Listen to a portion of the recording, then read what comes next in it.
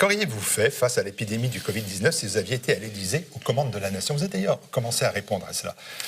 Alors, moi, ce que j'aurais fait d'abord, c'est que je me serais entouré d'un aréopage de médecins, ce qu'a fait le président de la République, mais j'aurais déjà vérifié que ce soit des personnes qui n'aient aucun conflit d'intérêt avec des laboratoires pharmaceutiques.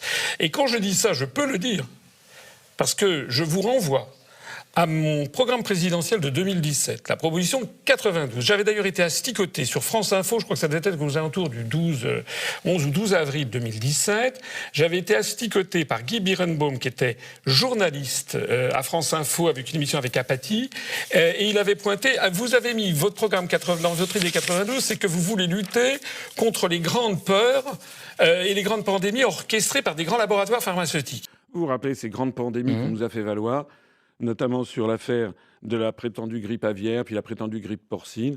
Je rappelle que successivement, à 3 ans d'écart, le gouvernement de Dominique de Villepin avait acheté pour 180 millions de doses de Tamiflu et qui n'ont servi de rien. Et ça, c'était sur fonds publics. Et puis, 3 ans après, c'était Mme Roselyne Bachelot qui avait acheté pour 1,8 milliard de doses de Tamiflu, c'est-à-dire le budget de l'INSERM. Et bien moi, je dis que là-dedans, ça nécessite qu'il y ait des enquêtes qui soient menées, parce qu'on sait que tout ceci a été très largement orchestré par des entreprises qui orchestrent des familles. Et vous voyez d'autres grandes peurs collectives, puisque c'est votre expression, qui pourrait amener de façon plus générale, je pense qu'il faut il faut soustraire les grandes décisions de la santé au poids des laboratoires pharmaceutiques, qui ont pris un poids excessif et qui nous entraînent parfois dans des déficits abyssaux. Moi, vous savez, je suis quelqu'un de sérieux.